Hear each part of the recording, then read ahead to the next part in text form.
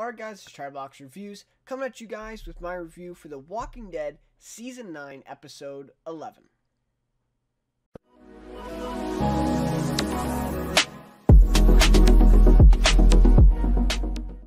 Alright guys, so I do want to just first apologize for this one being late. Typically I try to get these out the next day, but checked out the True Detective finale this Sunday, and so I actually missed the Walking Dead episode going on live, so then I had to, PVR it and watch it a little bit later. But anyways, so we're here for my review of The Walking Dead Season 9, Episode 11, Bounty. Just off the bat, very slow episode, right? So just, to first kind of acknowledge that it was a very slow episode.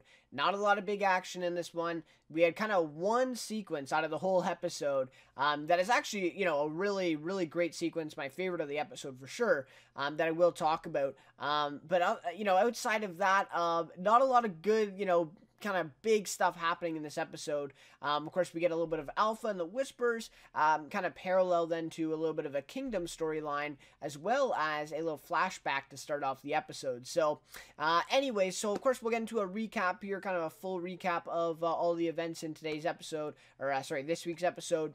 And then of course go with my rating, favorite character, this one, overall thoughts of it, and also what we might see in next week's episode, because I've taken a look at a couple of the teasers now, and it looks like some really cool stuff we are in store for. And of course, next week we'll be halfway through the second half of Season 9 already. So yeah, it's pretty crazy. But hopefully next episode will be a little bit more kind of, action-packed, a little bit more kind of plot going through in that one. And also looks like we might see Beta in next episode. So pretty awesome. So alright, let's get into the recap then without any further ado. So this episode, of course, opens up with a flashback scene, which to me was actually the second best scene of the episode. I really enjoyed this scene. And probably the main point was Jesus. We saw Jesus again. So, of course, Carol, Ezekiel, and Jerry looks like are out on a little bit of a run. Of course, this is a flashback, so we know that it's after Rick's death, somewhere in this 6-year time jump, probably closer to Rick's death, or, Rick's death. Probably I would say, like a year or two after his death, something like that, maybe even less than a year after his death, but somewhere around there, right, is when this takes place. So anyways, they're out on a run, and lo and behold, of course, Jerry tells them that they're pregnant, so that's a big thing, but then lo and behold, Jesus and Tara show up, and they ride up on horses. Awesome to see Tom Payne as Jesus again, man. I don't know if he filmed this. Well, I think obviously he would have filmed this episode, or this part for this episode, probably back, before he left the show. He left the sets and everything. But yeah, it was really great to see him in this scene. So they trade materials, it looks like. Looks like Kingdom's helping out the Hilltop, actually, in this scene, as they give them some medicine and stuff like that. And that's always kind of been a concern for the Hilltop. Hilltop's always been kind of the farmers, the agriculture suppliers, but the medicine has always been a problem for them, and that type of material. And so for, the Kingdom to help them out, obviously very good. And it's also symbolizing the continued trading relationship between the Kingdom and the Hilltop at this point. And then, of course, Tara is the one who kind of raises the question about Alexandria at this point, and she tells them that she has left Alexandria, she's not going back, as Michonne is not happy with her, right? Because she's taken too many supplies and stuff like that. And so now we kind of also in this scene figure out why Tara is now at Hilltop, and kind of leading over there rather than being at Alexandria, as she, as most of us would have thought she would be at this point. So anyways, some really cool stuff there. And then, of course, we see that Tara then gives them the old Constitution document that was drawn up by Michonne, that was left collecting dust at Alexandria, she says. And then Ezekiel says, I haven't given up on the idea that the idea that this embodies. So Ezekiel obviously still having hope for what this means and what this is, and hopefully going forward in the future, they can actually implement this, and all three communities, not just Kingdom and the Hilltop, but all three communities, actually all four, because Oceanside's on there too, all four communities can come together as one, and they can have this constitution enforcing that. So Ezekiel says that he still has hope that their communities can come together once again, and he will hold on to this constitution, right, as Maggie and Michonne are at odds. We also listen to that as well in this one. Obviously, this is before Well, I guess this is technically after, Rick's, disappearance, if you will, or death. And so Maggie has already kind of confronted the Negan thing, but I wonder if that maybe is still looming, or something else that we don't know yet is kind of dividing those two. So it's kind of safest in Ezekiel's hands right now to keep this constitution and also keep hope for this relationship. So anyways, let me see, back to current times. We switch back where Ezekiel and others are basically heading out for a supply run to grab some supplies in preparation for the upcoming fair. And of course, this fair is a big story for comic book fans. As we know, kind of the results of it is obviously a pretty gruesome one. And I'm not going to spoil anything too much, but it looks like that's the direction where the show is going for this finale as well. Then we get back at the hilltop. So this is where we left off last episode. Great flashback scene, but it was good to get back to this. So Daryl tells Alpha to leave now, and nobody will get hurt. Tara says they will defend themselves. They're not afraid that they will defend themselves, because it just looks like it's Alpha and, about 10 other Whisperers. But then, love this part, is Alpha basically says, wrong answer, and then calls another massive group of Whisperers. I mean, even bigger than the group that they already had there. So I would mark it at about a dozen, including Alpha. And then she called, I would say, about 20 more Whisperers who just walk up right behind her, right? It's like all these people are just hiding behind this bush back here. Anyway, so that was pretty cool to see there. And of course, one of the biggest questions right now about the Whisperers is how many are there? How many are there of them, right? Because that's something that we haven't quite seen yet. And so I think this is just kind of scratching the surface as to how many people are truly with this group and, have kind of adopted this ideology that seems, stupendous to us. But obviously to a lot of people like these, in this Whisperers group, it's something, basically needed for survival, as they say. So then we see that Alpha continues to demand that they give her daughter, and that's where we ended last episode. And so basically they question her about Luke and Alden, asking her if she has them or not, and she says there will be no conflict unless she doesn't get her daughter back. So if they don't, go and get Lydia and bring her out, there will be conflict, she says. So then Daryl decides to walk out to the gate to talk to her further, as he is not willing to return the girl to her abusive mother. And he also promises Henry here that he's not going to give her up. So that's a big thing that obviously comes back later in the episode, but it is a big point here that Daryl was making, in that he says to, I believe it was Tara and Magna at the time, that he knows what the mom, what Alpha does to her and beats her and is very abusive, and he doesn't want to send her back to that situation. No one does, right? None of the group does, once they kind of learn this. Very kind of a tough moral decision now facing them in the episode, right? So then we get even, more into this, where Daryl goes down, tells her that she isn't getting her daughter back, and that's that, pretty much, right? And they will basically, he says they will light her up with their firepower if they, if she wants to start a conflict or anything like that, right? So kind of threatening her again. But then, kind of the whole thing that breaks that idea is then they hear a baby crying in the background. So basically blowing that whole plan out of the water, right? Obviously, you're not going to go light them up then if there's a baby there.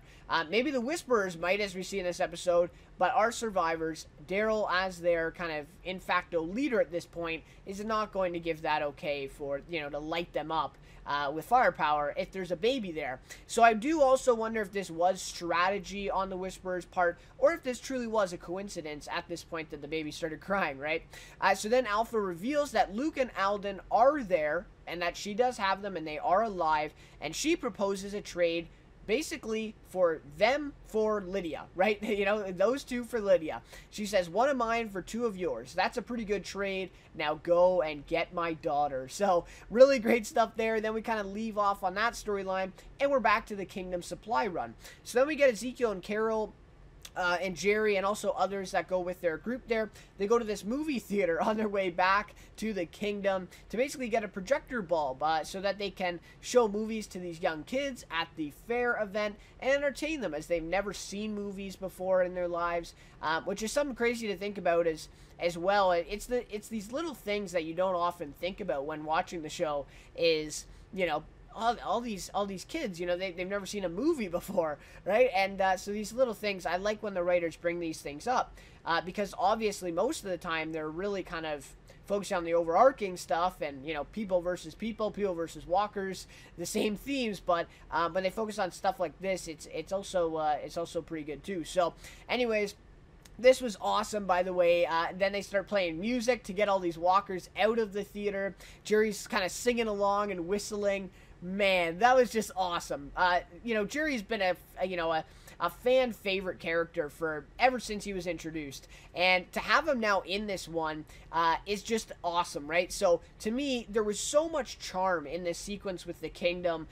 They never took it too seriously. There was a lot of lightness to it, a lot of kind of comedy, honestly. And I felt it was really great comparison to how dark and kind of, terrifying the Alpha Whisperer kind of thing was, especially with the baby that we see. So to me, this storyline with the kingdom actually, to me, worked better than the Alpha and Whisperer storyline that they stuck on the other half of the episode, but that's just me. So anyways, they go to the projector room there, Jerry and I forget her name, but the bowman from the kingdom, they go up there to find the bulb after dealing with most of the walkers, and that's kind of where we leave off there.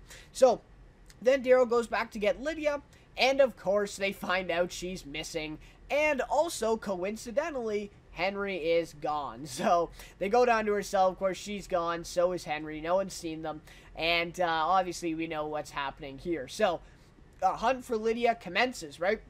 Because now they've seen Luke and Alden, they know that they have to do this deal. Even though it's maybe not the morally right thing to do, they have to do it. And so, of course, everyone is, just scouring the hilltop for Lydia at this point.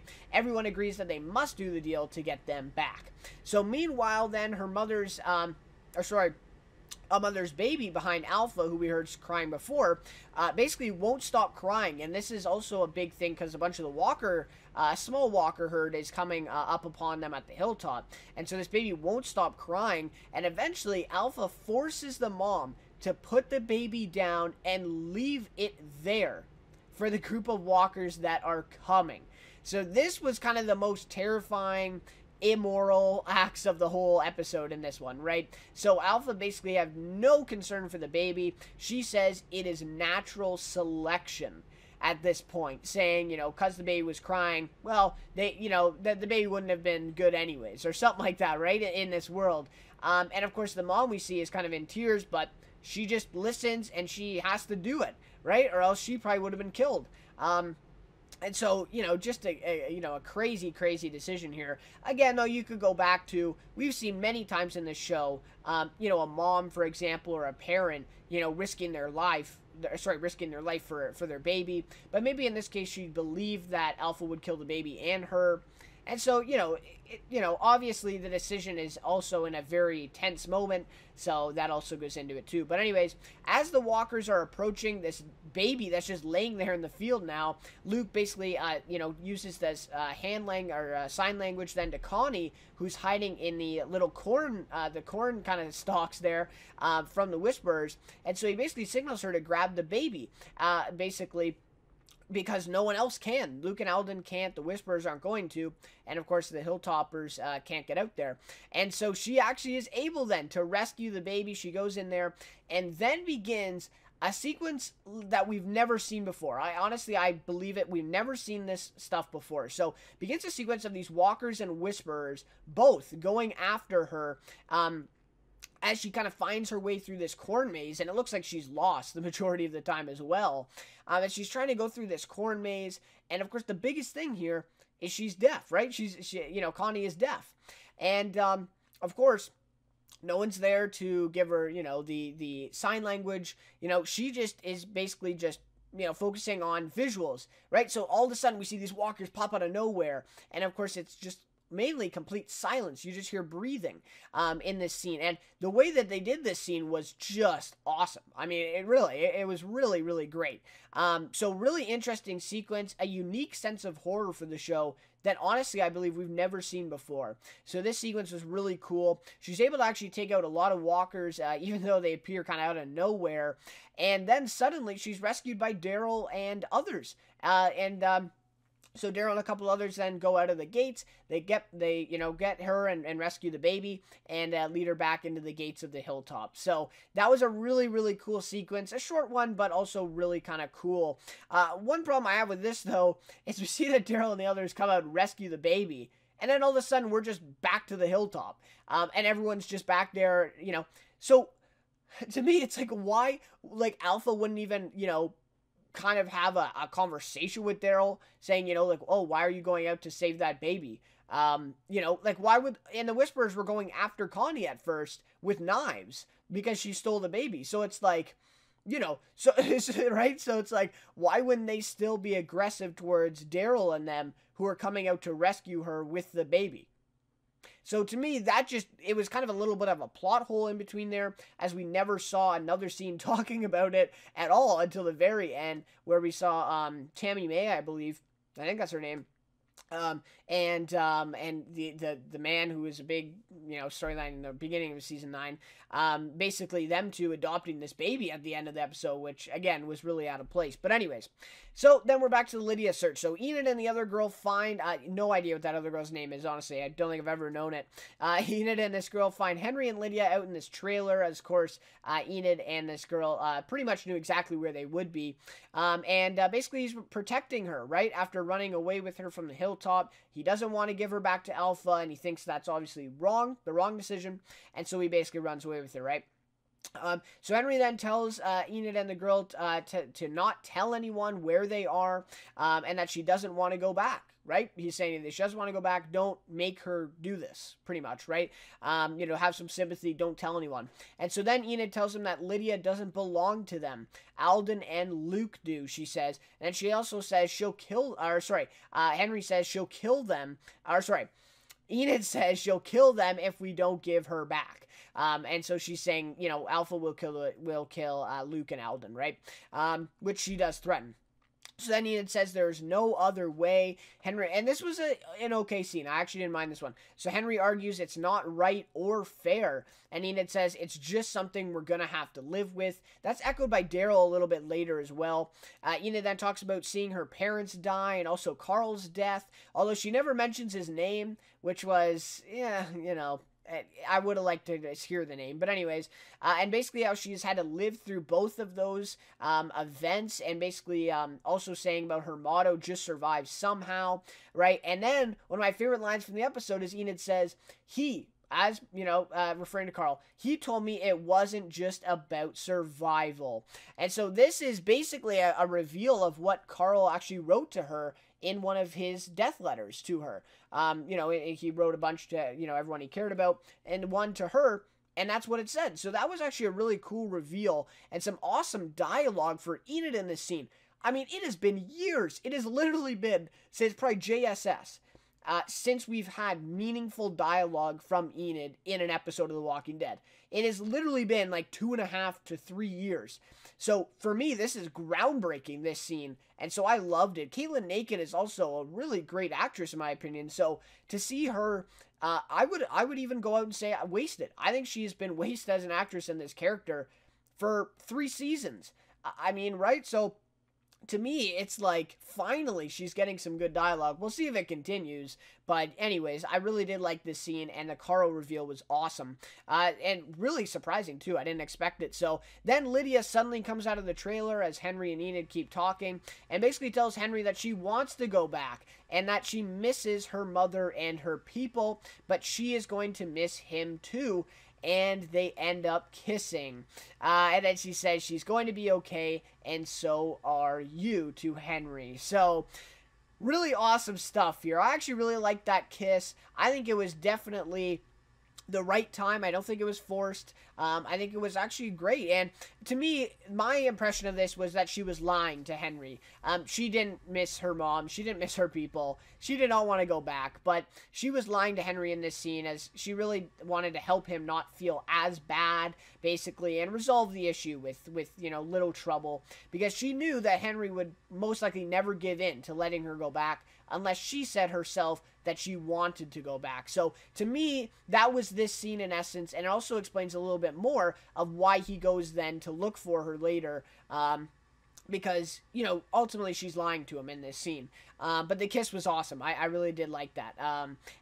What's the actress's name? I'm forgetting the actress's name, but she is actually doing a really great job as Lydia.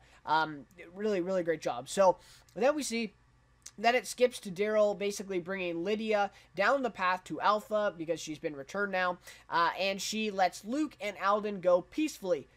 So really, the trade goes really well, right? He gives her Lydia, she gives up Alden and Luke, and that's about it, right? That's about it. Actually, a really, really peaceful thing, right?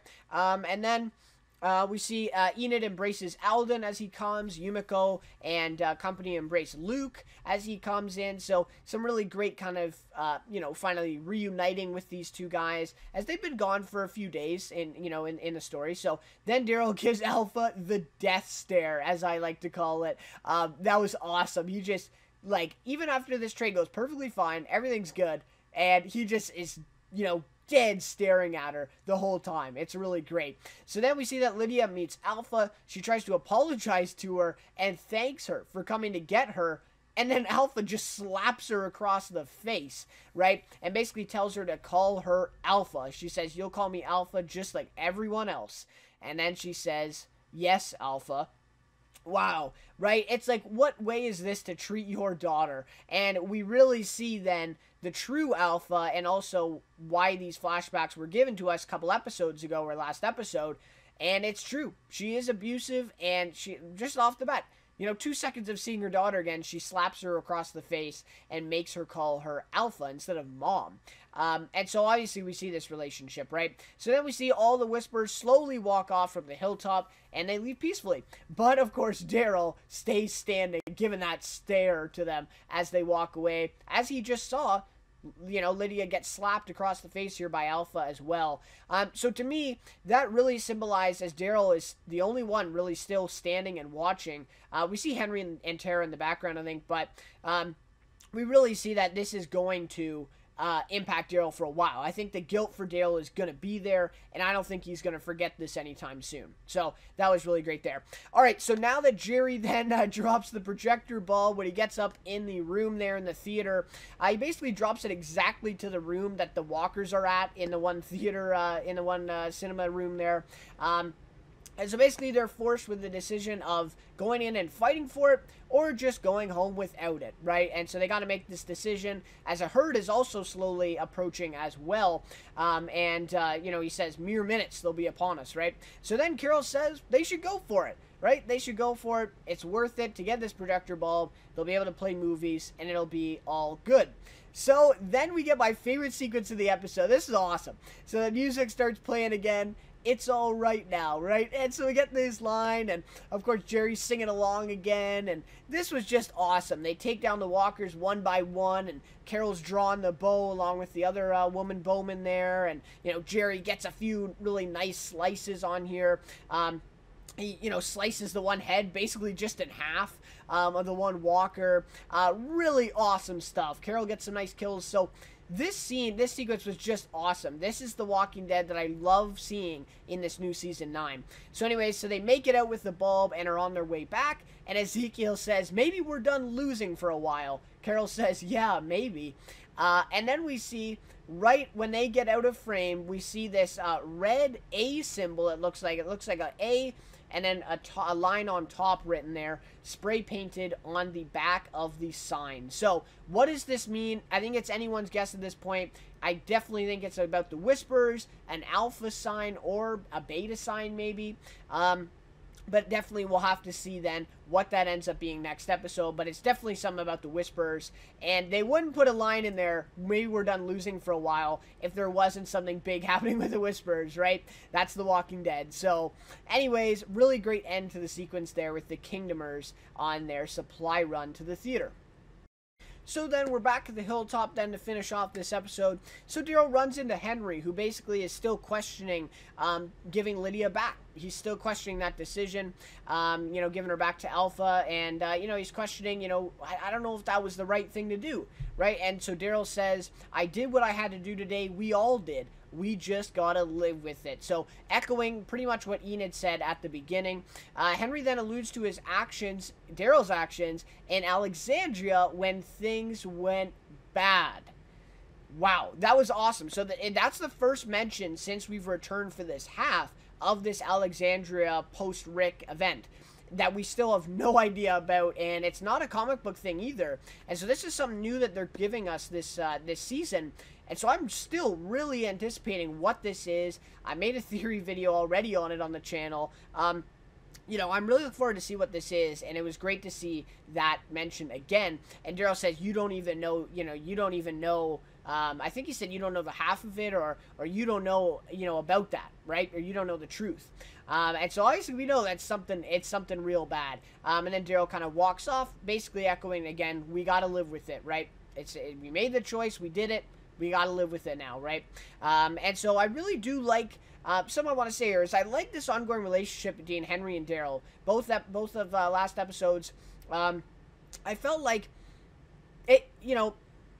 It's a good kind of idea, right, to me. And this scene though felt a little forced. So in my opinion, it's a really good idea of developing this Henry-Daryl relationship. This is something that I really would have liked to see with Carl, especially if he's still alive.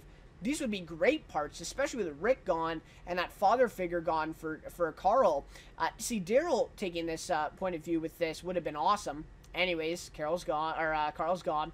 Anyways, but the execution for me in this relationship is not there yet. The writing for these scenes, the way that they appear in the episode, it just seems so forced that it's hard to buy in, right?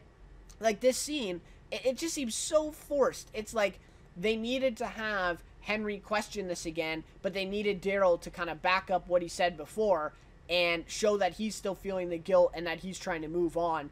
It just seemed really, really forced the way they're doing it. I wish that these scenes between Henry and Daryl were just more organic and it actually felt real.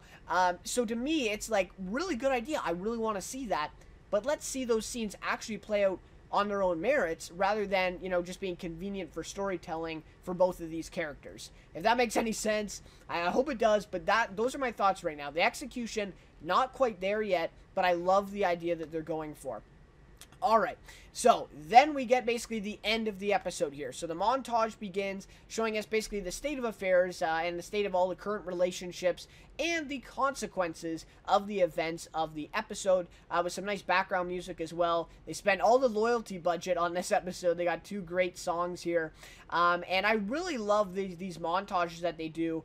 Some of the best episodes have these montages. Like, I've noticed this too, if you look back at a lot of these really great episodes of The Walking Dead, they all, or at least most of them, if you look back, have these types of montages in them throughout, with this music playing and kind of recapping and also showing the consequences without any dialogue. You don't need dialogue to show that, and I feel like the show kind of does that too much. But anyways, really, really love this, and I do want to see more of this in Season 9. I really did. So then, basically, we reach the end of that sequence there, and to end it, basically, the girl then comes to find Daryl. She brings Daryl a note that she found in Henry's room, and it reads, "Couldn't live with it. Left to find Lydia."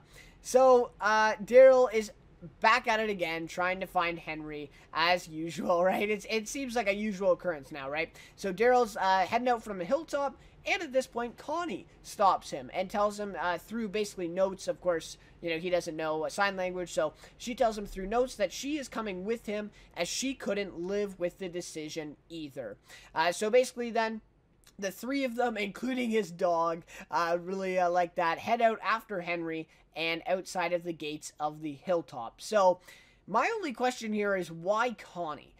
Again, I feel like this is a really forced decision here. Why, how is, Connie was involved with this whole baby thing. How was she connected to the Henry decision?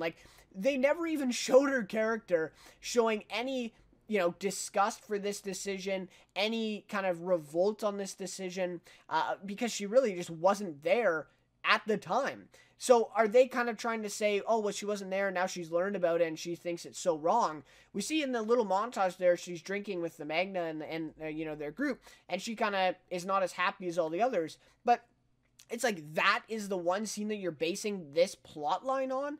I just really felt like, again, it's forced. They're trying to bring up Connie as a character and putting her with Daryl now on this search, and it's like, it doesn't work that well. Now, if you would have gone with, a Tara for this, it makes a lot of sense, because she was there, she was obviously feeling it, and so she wants to go out there because she doesn't feel like that the decision was right either, and she couldn't live with it. So again, really kind of a forced thing. And then one more thing I just want to touch on before I get to this. So that's the end of the episode there. But to me, again, this ending, this is just lazy writing at this point. Every time they basically want to create an obstacle or a new plot point, it always is Henry screwing up, and then he has, the same conversation with Daryl, getting over it, and then he makes the same mistake again after the same conversation. And it's like, no wonder nobody likes Henry's character right now. I mean, I loved the actual, and a lot of people didn't like it, but I really did enjoy Henry and Lydia's relationship in episode 10. I really did. I really felt like it was actually fleshed out. It was actually really great. But to see this same thing happening again and again with Henry, and it's like, okay, he makes the same mistake. Okay, we have a nice conversation with Daryl. It sounds like he's learned from that mistake. Nope, he's just going to make the same mistake again. Oh, and we need Daryl to go out to search for Lydia again. Okay, well, let's get Henry to go out there and, basically, every time they need an obstacle, or at least in this second half, in all 3 episodes so far, it's been like, or at least the last 2 for sure, it's been like every little obstacle, oh, it's Henry's fault. Oh, he just made the same mistake again. Oh, he did this. And it's like, okay, I would get it if we didn't have those scenes where then he learns from his mistakes and just does it again. So to me, that really actually kind of got me a little bit mad at this one at the ending, because I do think you could have came up with a better thing to go and get Lydia with. But again, the comics come into it, and I'm not really refreshed on this storyline with Carl and Lydia, and so maybe this is exactly how the comics played out, and Carl went after Lydia, and that's just what they're doing. That could be the case, and in that case, I would be definitely wrong. Alright, so just to wrap things up on this review here, my rating for this episode, I gotta give it a 4.2 out of 5. First of all, and I think this is one of my lowest ratings for any episode so far this season, I do think it's one of the worst episodes of Season 9. Now, I'm going to be honest. So, a slow-paced episode, and there's nothing wrong with that. There's nothing wrong with a slow-paced episode. Obviously, we knew that they were going to slow the pace down in this season, especially given the pacing and the kind of non-stop action suspense of Season 8. They needed to slow it down a little bit, and that's been one of the positives. So I do want to point that out, and I pointed that out off the top too, that it was a slower paced episode. So obviously we're not going to expect a big action, a big fight scene in this episode, because that's just not what it was. But given that, they dragged out this whole Alpha encounter for an entire episode. If we think back to it, and I enjoyed that part. I thought it was, the dialogue was there, the writing was there. I actually did enjoy the whole Lydia decision, the moral part of that. And with Henry and Daryl in there, again, felt forced at the very end, but throughout the episode it felt good. But it's like they dragged out for the entire episode. They spent, I would argue, about like 25 minutes on literally something that they could have done in, 2 sequences? They could have went and got Lydia, brought her back, done the deal, it's over. And they literally spent like a good 10 minutes just Daryl and Alpha talking. Daryl and Tara and Magna talking about not giving Lydia back. So, again, it's a slow-paced episode. I get what they're trying to do, the tone that they're setting, but it's like, they dragged out for a whole episode? Really? Really? And it's like, we want to learn more about the Whisperers. We don't want to just see this same encounter for 42 minutes. So, anyways, very nice cliffhanger with that symbol on the sign, though. Really did enjoy that. Walking Dead's always good for that, with creating these little kind of Easter eggs, preparing for bigger storylines to come. And so, of course, best interpretation on that one. To me, I think it's definitely some with the Whisperers, and it might be some with Alpha or Beta, or maybe a combination. But it does look like Beta is appearing in next week's episode. We saw from the teaser. So, really looking forward to that. Ryan Hurst as Beta is going to be awesome. So he does really look great. But yeah, overall, I mean, I think it was one of the worst episodes of Season 9. And to be honest, I felt like the Kingdom storyline had a lot of charm, was really kind of entertaining. And to me, I almost like that parallel of this episode better. I thought it worked better with the format and the way in which they showed that, kind of piecing it together throughout the episode. I thought it almost worked better than the Whisper way of the episode. So, and I know that I probably would be in the minority for that one, but that's just how I felt about this episode. So, it is what it is. So, my favorite character for this one, I gotta go with Carol, Melissa McBride. doing an amazing job. I really liked her couple lines there in the flashback scene, but then also, of course, throughout this episode with the Kingdom stuff. It was just really great to see Ezekiel and her relationship playing out, and just the dialogue between those two is really awesome, and that's what brought a lot of the charm, along with Jerry, but a lot of the charm and kind of upbeatness, if you will, of that sequence. I thought it was really great, and obviously Carol is going to be, I think, an integral part to this upcoming Fair storyline. So is Ezekiel. Some people think that he might die, but we'll have to see. Hopefully not, because I really like him as a character. Carrie Payton really liked him as an actor. Anyway, so Carol is going to play a big part going forward, I think. And Melissa McBride is definitely doing a great job. Just signed a 3-year deal with the series, so she'll be at least around until season 11, season 12 if we get that far with the show. But anyways, guys, that'll just about do it then for my review of The Walking Dead this week. Noah was pretty negative about this episode, but to me, one of the worst episodes of season 9, but looks like next episode is going to be a great one. We're going to get introduction of Beta, and it's going to be pretty damn awesome. From the teasers, it looks really great. So, anyways, guys, thank you so much for watching this review. As always, thank you so much for your support on the channel as well, and these reviews. Really do appreciate that as well. So, love to hear your thoughts, of course, on this episode. Leave those down below. But, anyways, again, thank you so much for watching, guys. And we'll see you next week for The Walking Dead Season 9, Episode 12, the halfway mark of the second half of Season 9.